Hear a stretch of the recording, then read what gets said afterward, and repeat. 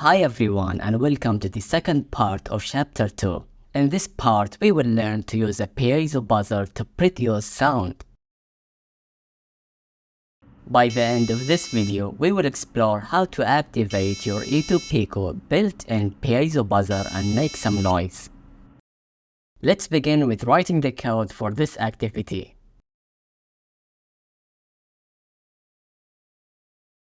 The simple I/O module offers a set of functions that simplify the input and output operations for the EDU PICO, making it easier to work with the hardware components. In this case, it allows the user to generate various tones with the EDU PICO's buzzer.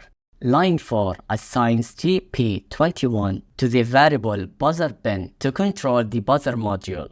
Line 6 to 8 generates a tone on the buzzer pin at a frequency of 440 Hz, corresponding to the musical note A4 for a duration of 1 second. Following this, it generates a silent tone at 0 Hz on the buzzer for 2 seconds. Note that the code will run continuously.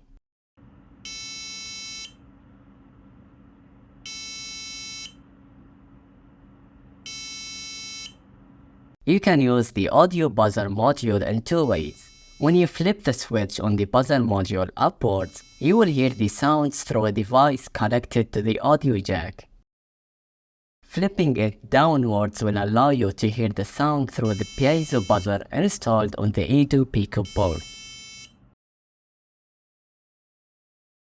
The placement of a musical note along the vertical lines indicates the specific tone to be played. As the tone is positioned higher, the pitch or frequency of the sound increases.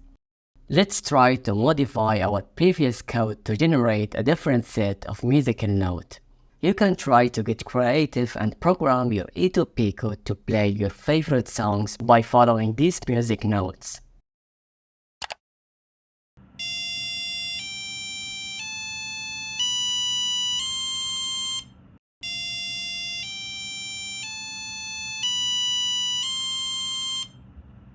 A piezo buzzer is frequently used to generate sound through the vibration of a piezo element when electric signal flows across it. By altering the frequency of the electric signal, the rate of vibration adjusts accordingly. As a result, the piezo buzzer generates sound with a distinct tone.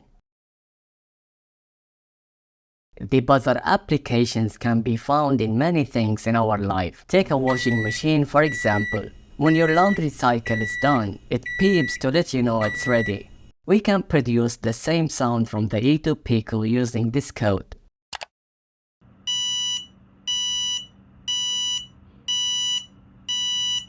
Well done completing the second part of chapter 2. In the next video, we will learn how to build a water drinking reminder. Stay tuned and I will see you in the upcoming video.